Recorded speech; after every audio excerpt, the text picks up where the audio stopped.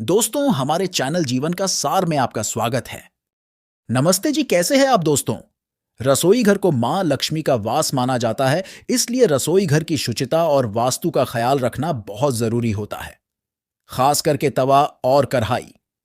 रसोई घर के किस खास जगह पर इन्हें किस खास तरीके से रखा जाए जिससे मां लक्ष्मी की प्रसन्नता हम पर बरसे।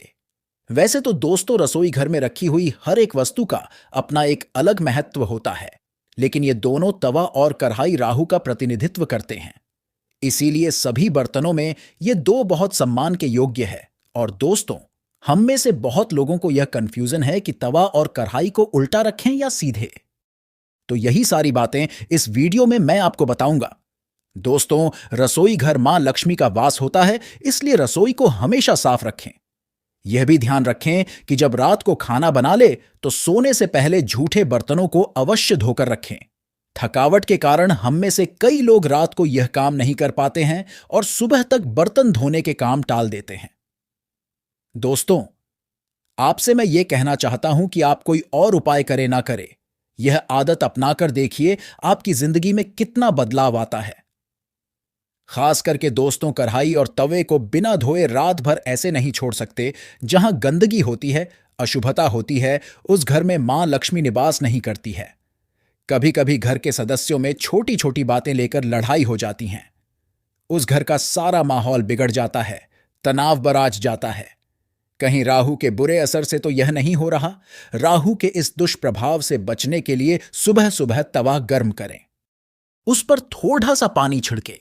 इससे घर के सदस्यों में गुस्सा कम होता है। और जब सुबह खाना बनाने जाए तो तवे को गर्म करने के बाद रोज इस्तेमाल होने वाले सादा नमक को तवे पर, इसका प्रतीकात्मक अर्थ आप यूं समझिए। दोस्तों, नमक को मां लक्ष्मी का ही स्वरूप माना जाता है, तो दिन में सबसे पहले आप नमक को छूकर उसे तवे पर डालते हैं तो ये आपके तवे को डिसइंफेक्ट करने का काम भी करता है, यानी कीटाणु को मिटा देता है।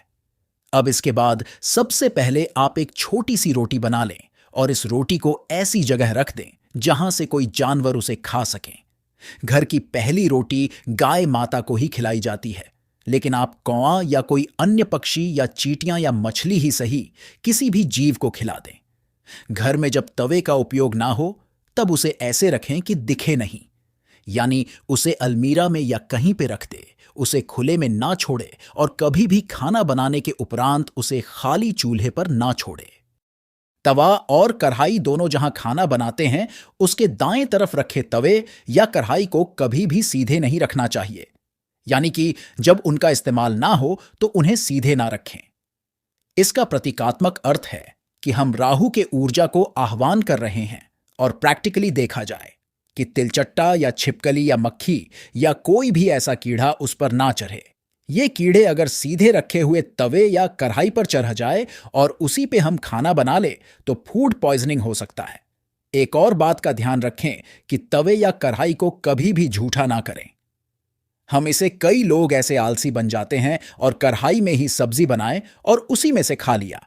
ऐसे ना करें। इन दोनों का, यानी तवे और कढ़ाई की पवित्रता का इतना ख्याल रखना जरूरी है कि इन पर झूठे सामग्री भी नहीं रखें। जैसे कि बर्तन धोते समय हम क्या करते हैं, सारे बर्तन इकट्ठा कर लेते हैं, फिर एक के बाद एक धो लेते हैं। इस टाइम पर इस बात का ख्याल रखें कि तवे और कढ़ाई पर अन्य झूठे सामग्री ना रखें। अब जानते हैं रसोई घर के वास्तु के बारे में। वास्तु विज्ञान के अनुसार रसोई घर आग्नेय यानी दक्षिण पूर्व कोने में होना शुभ फलदायी होता है। जिसे घर में रसोई घर दक्षिण पूर्व यानी में नहीं हो, तब वास्तु दोष को दूर करने के लिए एक बहुत सरल सा उपाय है। रसोई के उत्तर पूर्व यानी ईशान कोण में सिंदूरी गणेश जी की तस्वीर लगाएं। वहां पर यज्ञ करते हुए ऋषियों की चित्राकृति भी लगा सकते हैं। और शायद आप यह बात जानकर चौंक जाए कि रसोई घर में पूजा का स्थान बनाना शुभ नहीं होता है। अब यह प्रश्न उत्पन्न होता है कि जब रसोई घर को मां लक्ष्मी का वास माना गया है तो वहां पूजा स्थल निषेध क्यों है?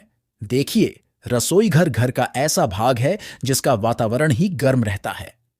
रसोई घर आंकने कोने में होता है, जिसका अधिपति ही स्वयं अग्निदेव हैं, और मंदिर या पूजा स्थल का वातावरण ही शांत होता है, शीतल होता है, पूजा स्थान के लिए उत्तम जगह होता है।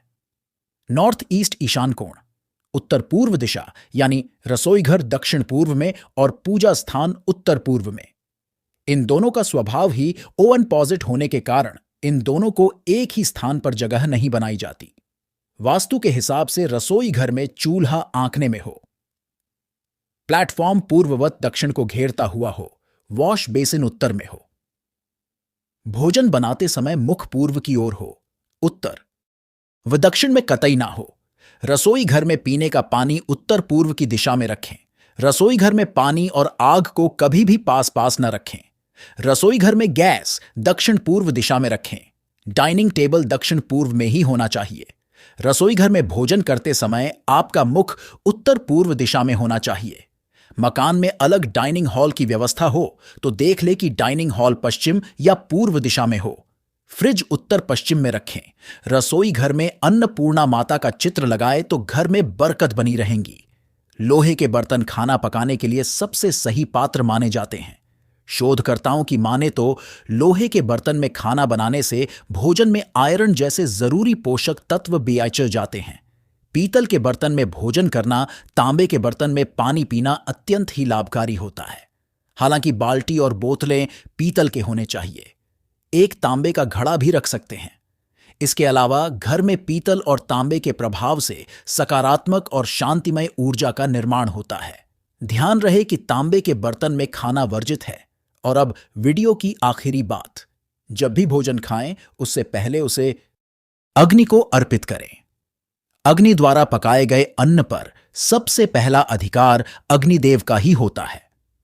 दोस्तों, मैं आशा करता हूं कि यह सारी जानकारी आपके लिए फायदेमंद हो। आपके अमूल्य समय के लिए धन्यवाद। हम फिर मिलेंगे अगली वीडियो में।